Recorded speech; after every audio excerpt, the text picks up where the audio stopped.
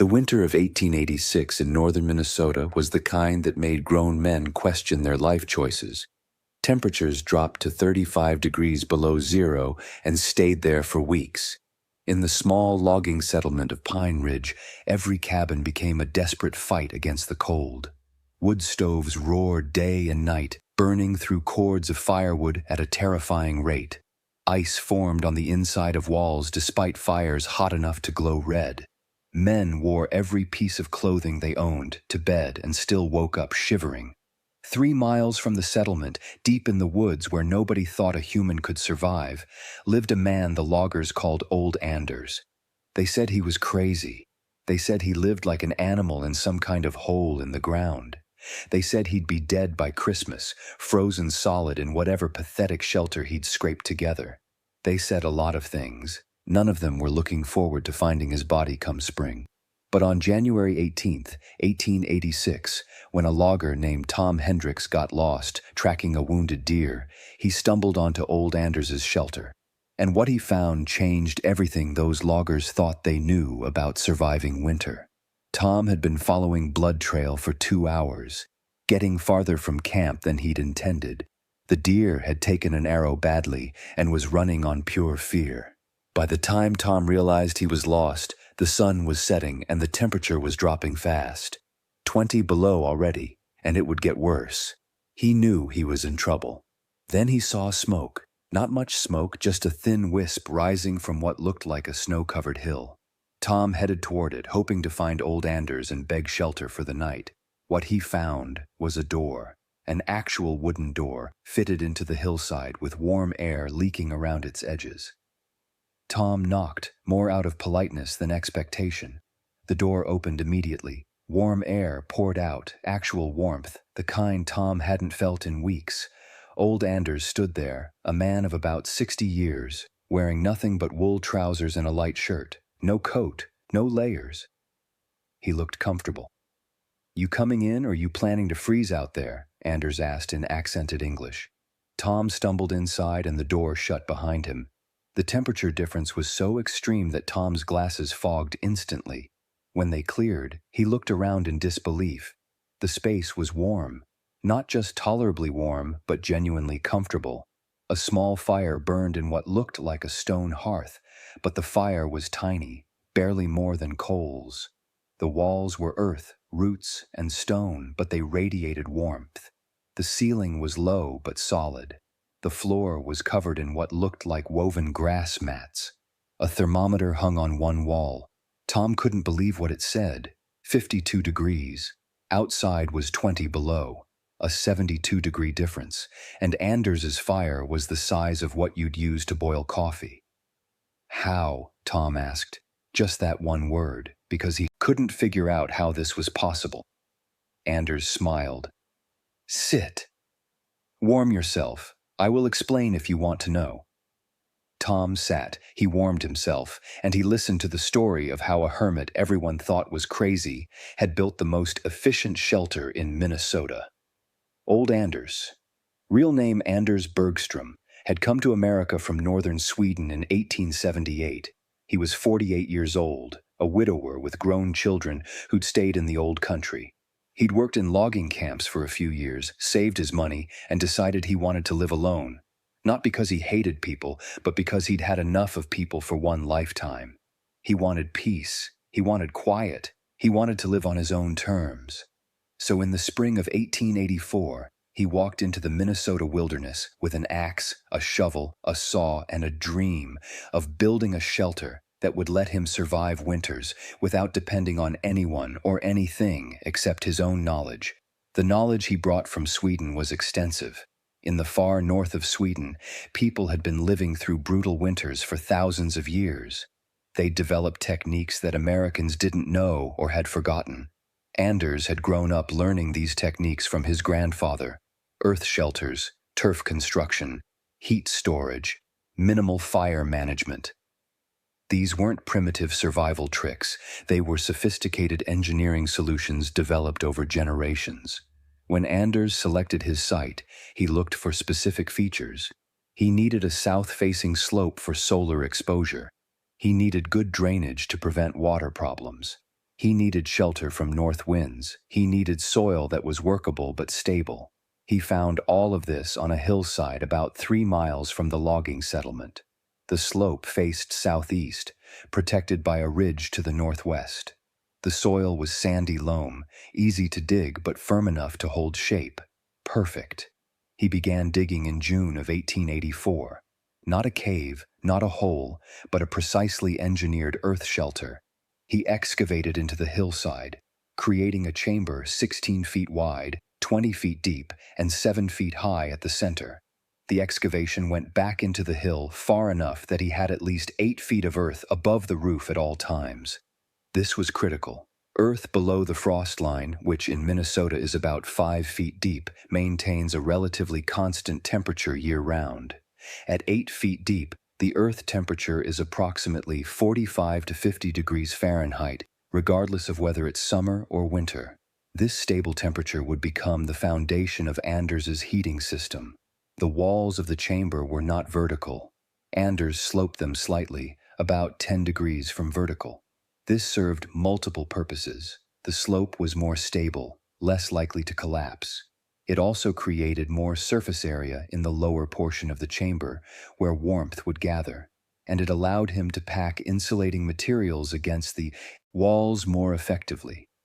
Speaking of insulating materials, this is where Anders's design became truly innovative. He didn't just leave bare earth walls. He built a complex, multi-layer system against every surface.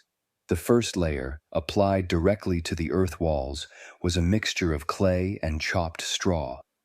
Anders had dug clay from a deposit near a creek and mixed it with prairie grass he'd harvested and chopped into 6-inch lengths. He applied this mixture in a layer about 4 inches thick, covering every inch of the earth walls. This clay-straw mixture served several functions. It sealed the earth, preventing moisture from seeping through.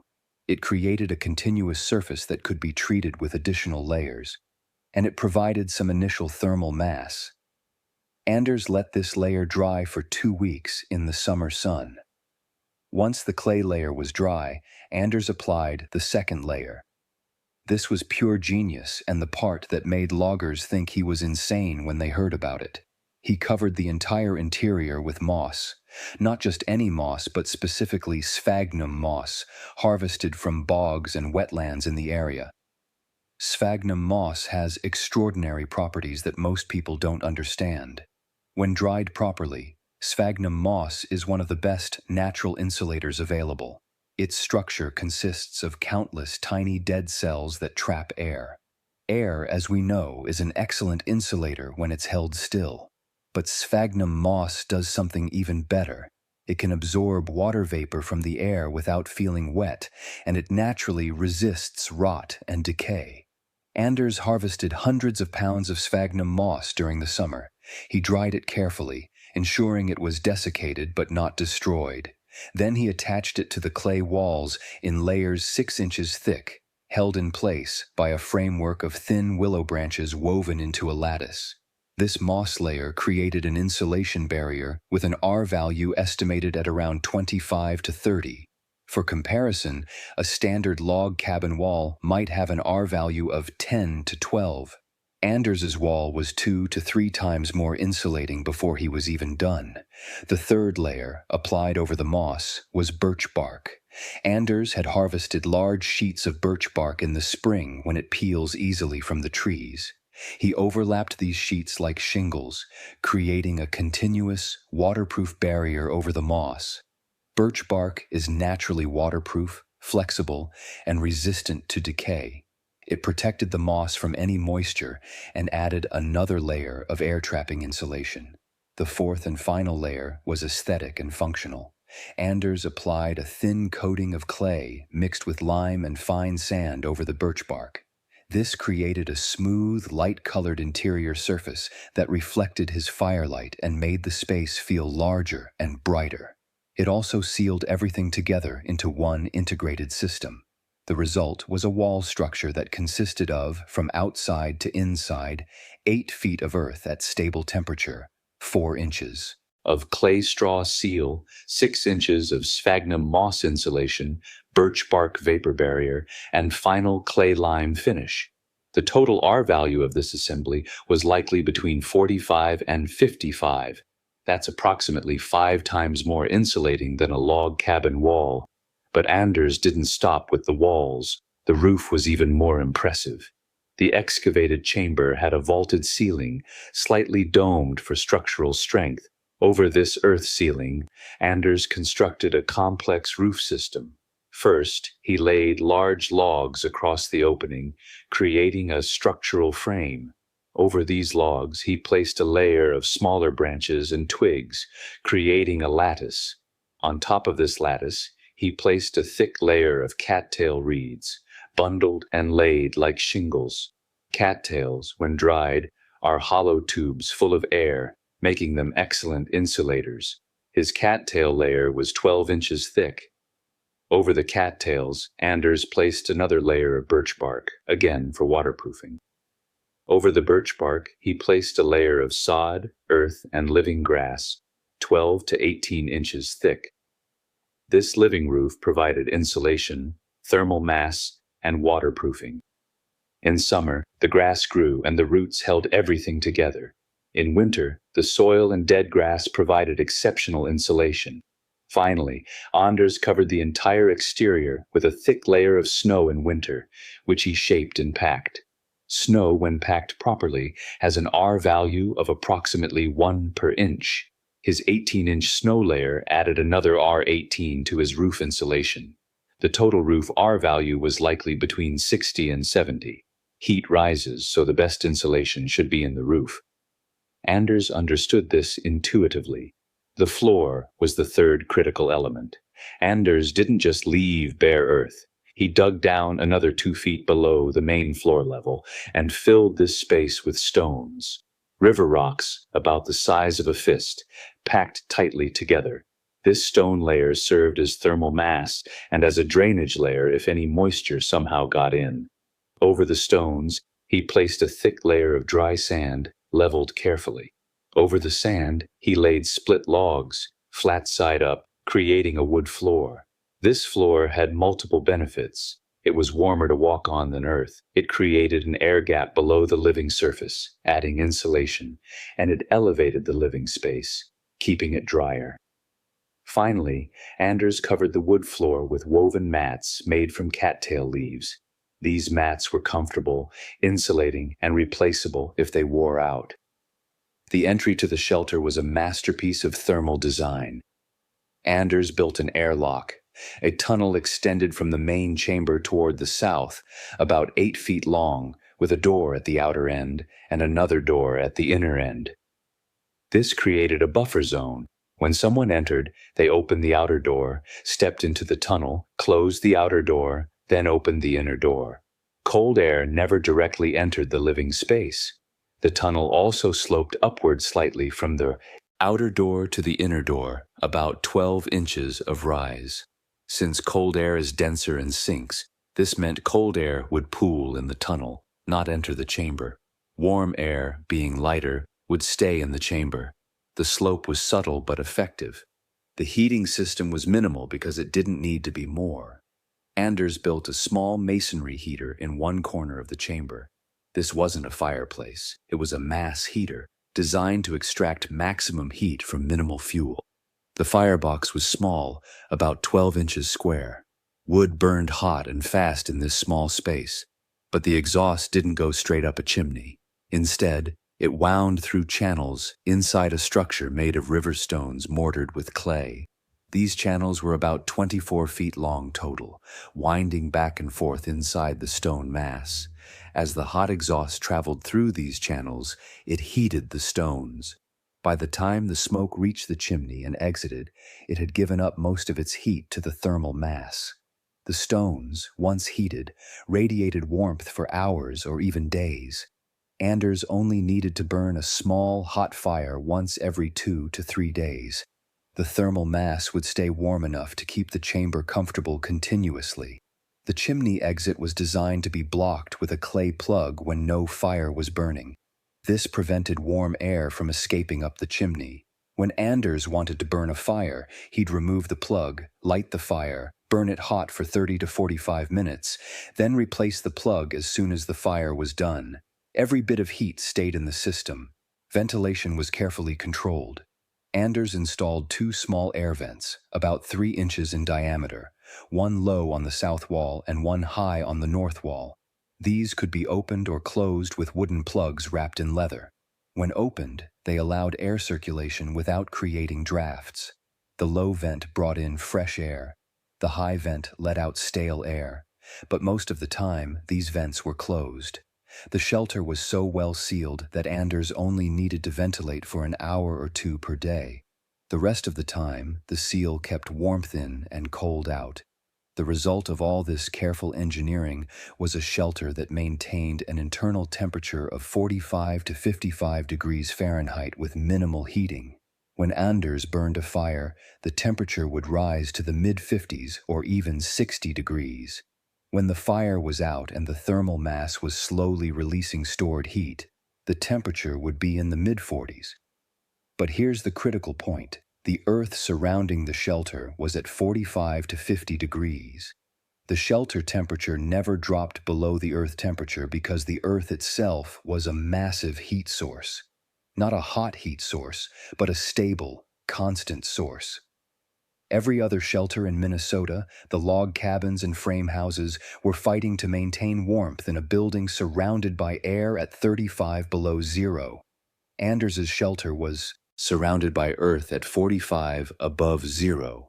That's an 80-degree difference in the temperature of the surrounding medium.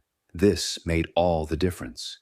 When Tom Hendricks stumbled into this shelter on that January night, he experienced comfort he'd forgotten existed. The temperature was 52 degrees. Outside was 20 below, a 72-degree difference, and Anders's fire was barely burning. Tom spent the night. He slept better than he had in months. When he woke in the morning, he asked Anders a question.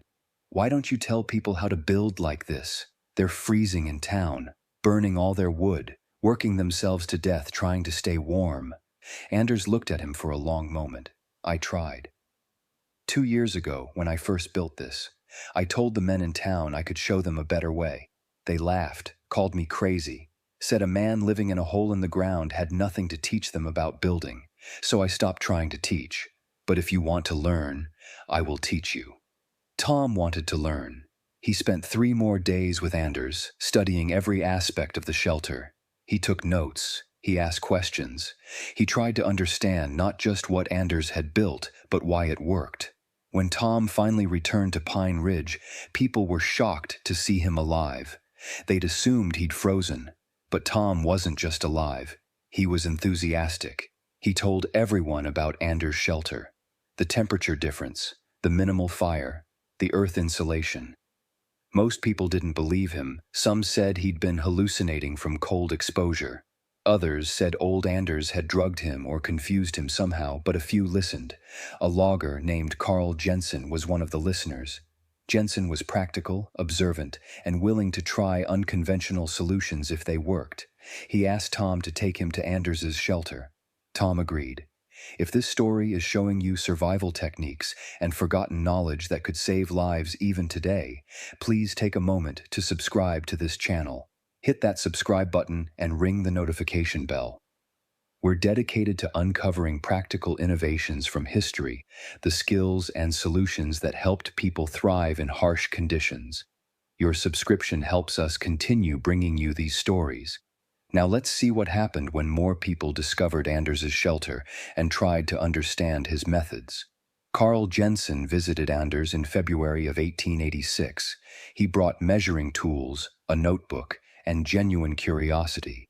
Anders welcomed him and spent 2 full days explaining every aspect of his shelter's design. Jensen measured everything: wall thickness, insulation layers, thermal mass dimensions, airflow patterns. He recorded the temperature at different times of day. He calculated the fuel consumption. The data he collected was remarkable. Anders was burning approximately 1/8 of a cord of wood per week. A typical cabin in Pine Ridge was burning 2 to 3 cords per week during the coldest periods. Anders' fuel efficiency was 16 to 24 times better. The temperature stability was even more impressive. Anders' shelter maintained a temperature range of 42 to 58 degrees, a 16-degree range, through a period when outside temperatures swung from 10 above to 35 below, a 45-degree range. The shelter damped exterior temperature swings by nearly 2/3. Jensen understood he was looking at something extraordinary. This wasn't primitive survival. This was sophisticated engineering using natural materials. When he returned to Pine Ridge, Jensen did something unusual. He organized a meeting and presented his findings. He showed his measurements, his calculations, his observations. He explained how earth sheltering worked, how insulation reduced heat loss, how thermal mass stabilized temperature. Some people listened. Many remained skeptical. Building into the ground seemed wrong, unnatural, cave-like. But Jensen was respected. He was known as a careful, honest man. His endorsement carried weight. 3 families decided to try building earth-sheltered homes that spring. They didn't copy Anders's design exactly. They modified it to suit their needs, their skills, and their comfort levels. One family built a partially buried home, with 3 walls earth-sheltered and 1 wall above ground facing south. Another built a fully buried shelter similar to Anders but larger, with multiple rooms. The third built a hybrid, a conventional log cabin with an earth-bermed north wall and thick sod roof. All 3 incorporated lessons from Anders: heavy insulation using natural materials, thermal mass for heat storage, careful air sealing, minimal heating systems. That summer and fall, these families worked on their new homes. Other settlers watched with a mixture of curiosity and ridicule. The general opinion was that these families were wasting their time on strange construction that would probably fail. But come winter, the results spoke for themselves. All 3 earth-sheltered homes dramatically outperformed conventional cabins. Warmer interiors, lower fuel consumption, greater comfort. The family with the hybrid design reported using about 40% of the wood they'd used in their previous cabin. The fully buried shelter used even less. Word spread, slowly at first, then faster. By 1888, 12 families in the Pine Ridge area had built some form of earth-sheltered or earth-bermed housing. A few loggers who worked seasonally and needed winter camps built small earth shelters modeled directly on Anders's design. These camps were warm, efficient, and required minimal maintenance, but the knowledge didn't spread as far or as fast as it might have. There were several reasons for this. First, earth sheltering required different skills than conventional building. Most settlers knew how to build log cabins or frame houses. Earth sheltering required excavation, understanding of drainage, knowledge of insulation materials, and careful attention to structural stability. Not everyone had these skills or wanted to learn them. Second, there was a cultural bias against underground building. Americans associated underground spaces with poverty, primitivism, or failure. A proper house was above ground, with wood walls and a shingle roof. Living partially underground seemed like going backward, like admitting defeat. This bias was powerful and prevented many people from even considering earth sheltering, no matter how efficient it proved to be. Third, earth sheltering worked best in certain climates and soil conditions. In areas with high water tables, building below grade was problematic.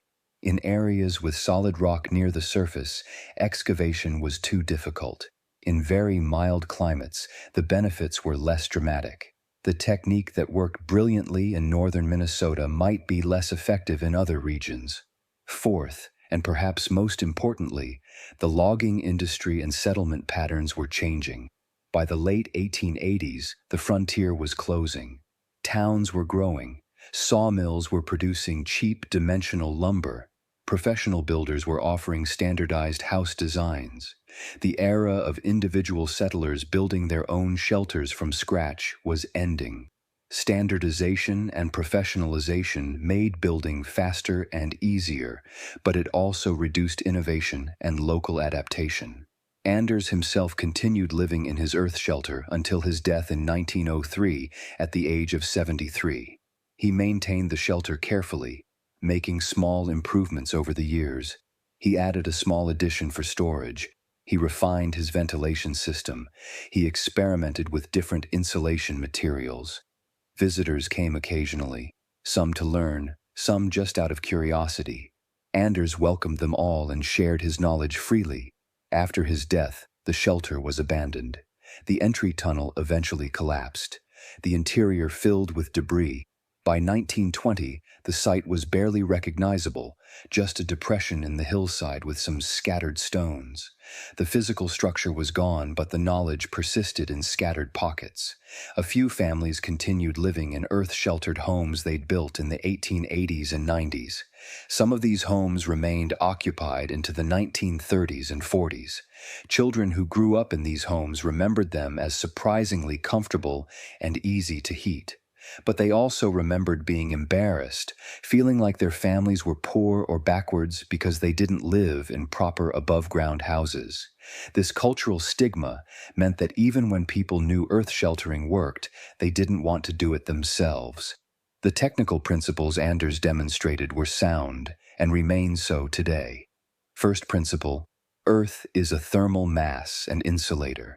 At depths below the frost line, Earth maintains relatively stable temperatures year-round. This stable temperature can be used as a heat source in winter and a heat sink in summer. The effectiveness depends on climate. In climates with cold winters, Earth temperature might be 45 to 55 degrees. In mild climates, it might be 60 to 65 degrees. Either way, it's much more moderate than outside air temperature.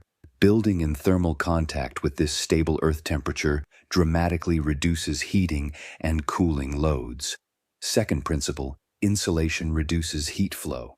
Heat naturally flows from hot to cold.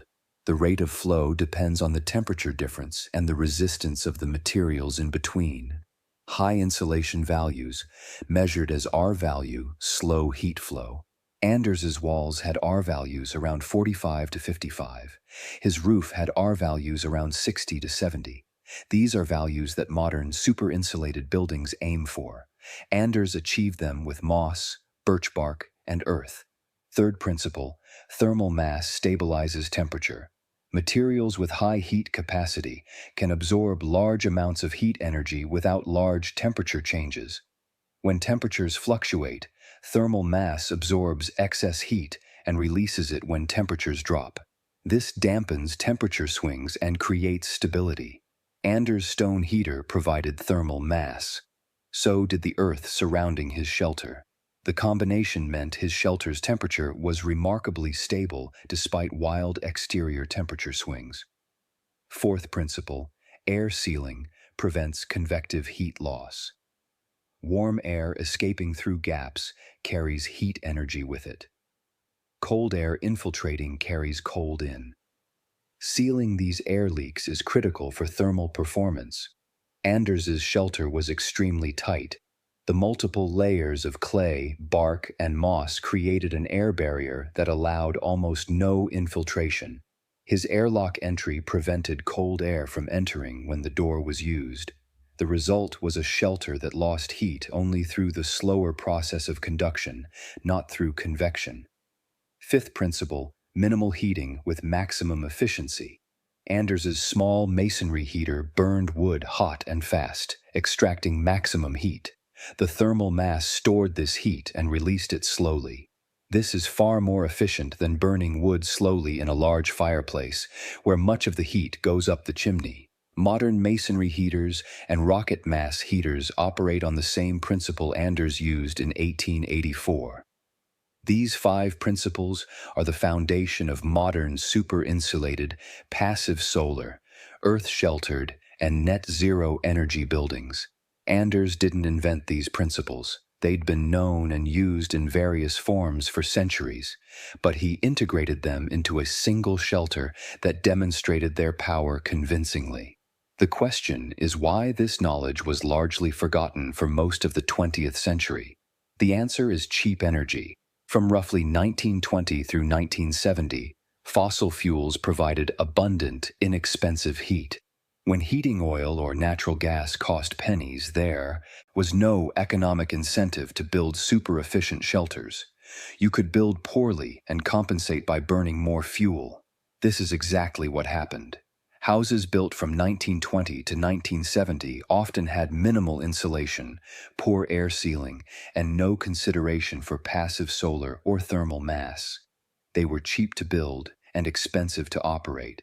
But since energy was cheap, the operating cost didn't matter much. This period of energy abundance created a collective amnesia about efficient building. Techniques that had been common knowledge in earlier eras were forgotten or dismissed as primitive. The idea of building into the earth seemed laughable when you could build a cheap frame house and heat it with a gas furnace for a few dollars a month. But then energy prices increased. The oil shocks of the 1970s made people realize energy wouldn't always be cheap. Suddenly, efficiency mattered again. Architects and engineers began rediscovering principles that Anders and others had used a century earlier. The earth-sheltered building movement of the 1970s and 80s built hundreds of homes using principles very similar to Anders' design. Underground houses, earth-bermed houses, and homes with massive insulation and thermal mass. These homes performed well, using a fraction of the energy of conventional houses, but they remained a tiny minority. Cultural bias against underground living remained strong. Many people found the idea of earth sheltering unpleasant or unnatural, even when shown the data proving its effectiveness. Today, we're seeing another revival of these ideas. Climate change and rising energy costs are making efficiency critical again. The passive house standard, which requires super insulation, airtightness, and minimal heating energy, is gaining adoption. These passive houses are essentially modern versions of what Anders built. They use modern materials like spray foam and triple-pane windows instead of moss and birch bark. But the principles are identical. Minimize heat loss, maximize thermal mass, eliminate air leakage, use minimal heating. Earth-sheltered building is also being rediscovered, not as a primitive survival technique, but as a sophisticated approach to sustainable architecture. Modern earth-sheltered homes use waterproofing technology that didn't exist in Anders' time. They use drainage systems, insulation materials, and structural techniques that are more reliable than historical methods. But they're applying the same basic idea. Use the Earth's stable temperature to reduce heating and cooling loads. Anders' shelter achieved a 40-degree temperature difference between inside and outside with minimal heating. Modern, super-insulated earth-sheltered homes routinely achieve similar or better performance. A properly designed earth-sheltered home in a cold climate can maintain comfortable interior temperatures with almost no conventional heating. The earth provides the base. Temperature. Insulation prevents heat loss. Thermal mass provides stability. Minimal supplemental heat from passive solar, body heat, or tiny heating systems provides comfort. Anders proved this was possible in 1884. We're just now, more than a century later, accepting that he was right. The practical lessons from Anders' shelter apply directly to modern building. First, location matters. Anders chose his site carefully for solar exposure, drainage, and wind protection. Modern earth-sheltered homes require the same careful site selection. You need good soil, adequate drainage, and ideally, a south-facing slope. Not every site is suitable. Second, insulation is critical. Anders used moss and birch bark to achieve R values of 45 to 55. Modern materials can achieve similar or higher values with less thickness. But the principle remains. High insulation values are non-negotiable for efficient heating. Third, thermal mass stabilizes temperature. Anders used stone and earth. Modern designs use concrete, masonry, or water. The material varies, but the function is the same. Store heat when available, release it when needed. Fourth, air sealing matters as much as insulation. Heat loss through air leakage can equal or exceed heat loss through conduction. Anders's multiple layers and careful sealing prevented air leakage. Modern building uses specialized membranes and careful detailing to achieve the same result. Fifth, heating systems should be small and efficient. Anders's tiny masonry heater was sufficient because his shelter lost so little heat. Modern super-insulated homes often need only tiny heating systems, sometimes just a few hundred watts. This is counterintuitive to most people who think bigger heating systems equal more comfort. But it's backwards. Better envelope equals less heating, need equals smaller system. The cultural lessons are equally important. First, don't dismiss unconventional solutions without investigation. The loggers who mocked Anders as crazy were wrong. The people who refused to consider earth sheltering because it seemed primitive missed an opportunity for dramatically better housing. We should be skeptical, certainly, but we should also be willing to investigate ideas that seem strange if the claimed results are significant. Second, performance data matters more than convention. Anders's shelter was unconventional, but the data was undeniable. 40 degrees warmer with 1/8 the fuel. Those are measurable facts, not opinions. When data contradicts convention, we should update our conventions. Third, local adaptation beats standardization in extreme conditions. Anders built for his specific climate and location. His design wouldn't work everywhere, but it worked brilliantly where he was. Modern building has become standardized, with the same designs used in vastly different climates. This is economically efficient but thermally inefficient. We need more local adaptation. Fourth, upfront. Effort can provide permanent benefits. Anders spent months building his shelter, much longer than it would take to build a simple cabin. But his effort paid returns every single day for 19 years. The modern construction industry optimizes for speed and first cost, not lifetime value. This creates buildings that are cheap to build and expensive to operate. We need to relearn the value of investing upfront for long-term benefit. The story of Anders's shelter is ultimately about the gap between what we know and what we do. The knowledge of how to build efficient shelters exists. It existed in 1884 and it exists now. But most building ignores this knowledge in favor of convention, speed, and minimum first cost. This creates a world full of buildings that waste enormous amounts of energy and money while failing to provide optimal comfort. We can do better. We have the knowledge. Anders proved it was possible with materials available in the wilderness. We have better materials, better tools, better understanding of building science. We have no excuse for building poorly, yet we continue to do so. Why? Partially because of inertia. We build the way we've always built. Partially because of economics. Efficient building costs more upfront. Partially because of culture. We have ideas about what a proper house should look like, and those ideas don't include earth sheltering or unconventional designs. But these barriers are not insurmountable. They're choices. We can choose to build differently. We can choose to value lifetime cost over first cost. We can choose to adapt to local conditions. We can choose to apply the knowledge that people like Anders demonstrated. Before we wrap up, I want to ask you to take action. If this story taught you something valuable, if you're thinking differently about building and energy, subscribe to this channel right now. Hit that subscribe button, turn on notifications, and join us in exploring the forgotten knowledge that could change how we live. Your support helps us continue this important work. Thank you. Now let's bring this story home. Anders Bergstrom died in 1903, 73 years old, in the shelter he'd built with his own hands. He died warm and comfortable, surrounded by the physical proof that unconventional thinking and careful work can create something extraordinary. His shelter stood for another 20 years before collapsing. The site is now unmarked forest. Nobody remembers exactly where it was, but the knowledge Anders demonstrated didn't completely die. It survived in scattered references, in the memories of a few families, in the occasional builder who'd heard the story and tried to apply the lessons. Today, that knowledge is being rediscovered and reapplied.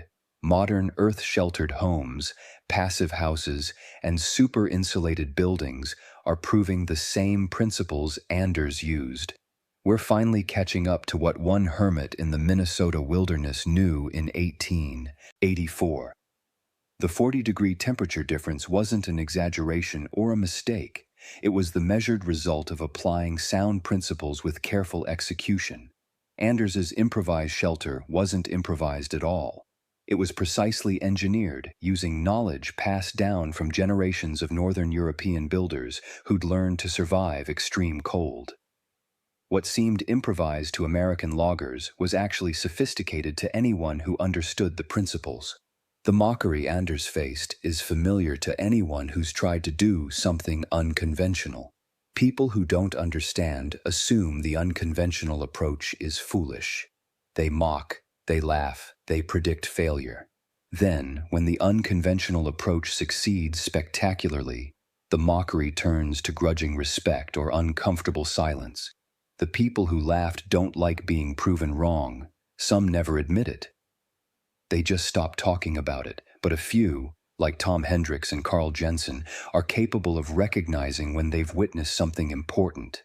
These are the people who learn, adapt, and spread knowledge. Every significant innovation depends on people like this, people willing to investigate beyond their assumptions. Anders's story is not unique.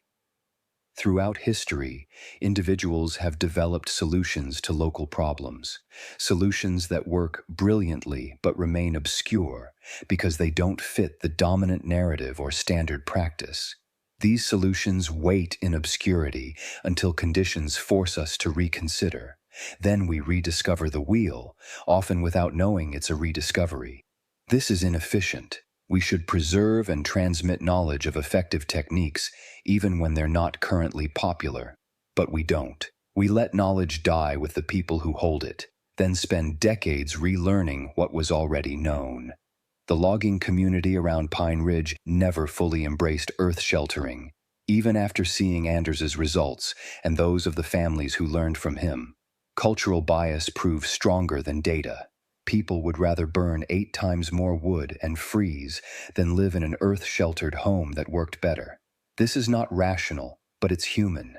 We're not purely rational creatures. We're social creatures who care deeply about status and conformity. Living in an unconventional shelter, no matter how efficient, carries social cost. For most people, that cost outweighs the benefits of efficiency. This is why changing building practice is so difficult. It's not a technical challenge. The technical solutions exist. It's a cultural challenge. We need to change what we consider normal and acceptable. Until earth-sheltered or super-insulated homes are seen as desirable rather than strange, adoption will remain limited. Some progress is being made. High-performance buildings are gaining status in certain communities. Energy efficiency is becoming a selling point. But we have a long way to go. The average American house is still built with minimal insulation, poor air sealing, and no consideration for passive solar or thermal mass. We're building in 2025 essentially the same way we built in 1955, just with slightly better insulation values. This is pathetic. We know how to build homes that use 10% of the energy of standard construction. The knowledge exists. The materials exist. The techniques are proven.